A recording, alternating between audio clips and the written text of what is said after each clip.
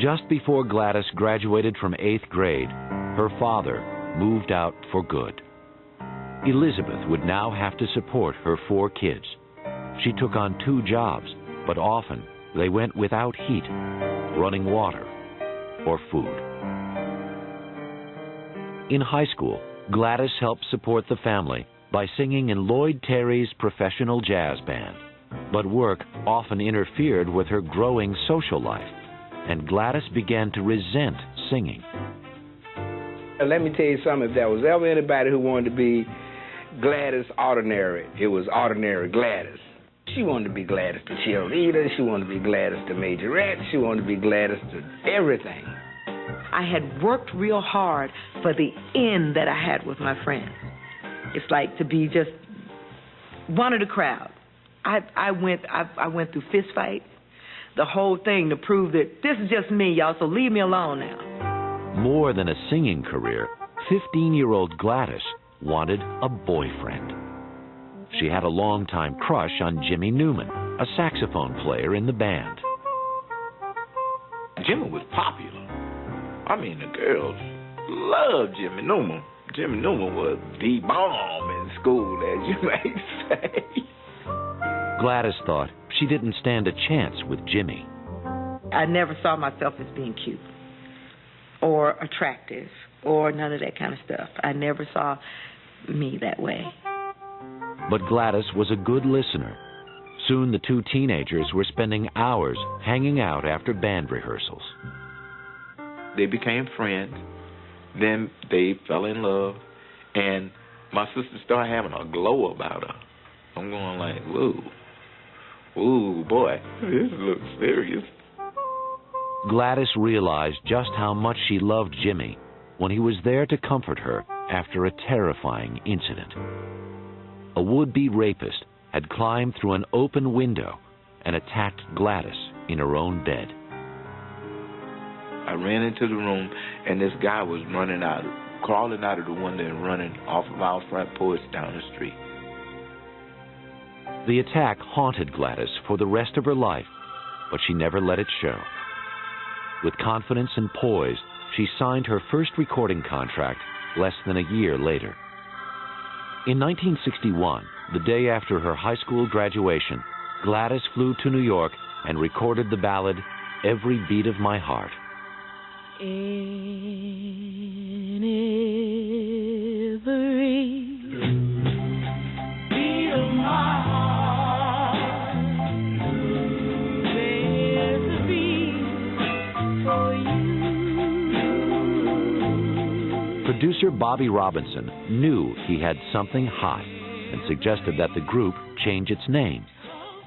I said, since Gladys is the leader, I said, to give it a little more oomph, a little better sound and a bigger name, I said, let's call the group Gladys Knight and the Pips. Every Beat of My Heart topped the R&B chart and landed the group their first gig at the legendary Apollo Theater in New York.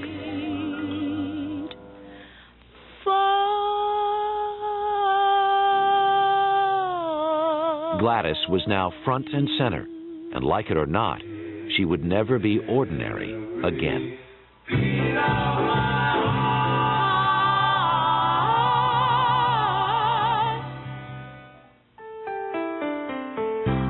At 16, Gladys Knight had a high school diploma, a hit record, and a serious boyfriend, Jimmy Newman. Then she found out she was pregnant. I was singing and always trying to be right. And then as you grow up and you start feeling that peer pressure, I was the last virgin in my crowd. And it was just, one of those things. You just succumb to it. With her mother's reluctant consent, because she was still a minor, Gladys and Jimmy got married in a rush ceremony at home. Then they hit the road to make some money before the baby came. Touring the South in 1961 with the Pips and other black acts, Gladys would feel the harsh sting of racism. The first time somebody called me a nigger, I was just outdone, because even though I had heard it before, it never, and it was I was trying to use a restroom. Early in her pregnancy, Gladys had to sleep in the car when the white hotels turned the group away. The group was chased out of some towns and even thrown in jail. It happened all the time because to see that many black people traveling in a caravan of cars, you know, in that day and time was, I guess, threatening or something. Gladys and the others were welcome at the black honky-tonks and theaters known as the Chitlin Circuit, named after the hog innards that were a staple of Southern cuisine. The Chitlin Circuit was also an acquired taste. 5-6 shows a day, 7 days a week. It wasn't an easy thing to do. And we also know that chitlins are not easy to smell or be around. Okay? So I guess that's where the name came from. With few luxuries on the circuit, the performers became an extended family. Gladys is one of those people who has always been a sweetie pie. She is just beautiful on the inside. She literally had to hold up a sheet blanket so that I could change my clothes. And that was my first meeting with Gladys Knight. Gladys would often whip up home-cooked meals on the road for anyone who was around.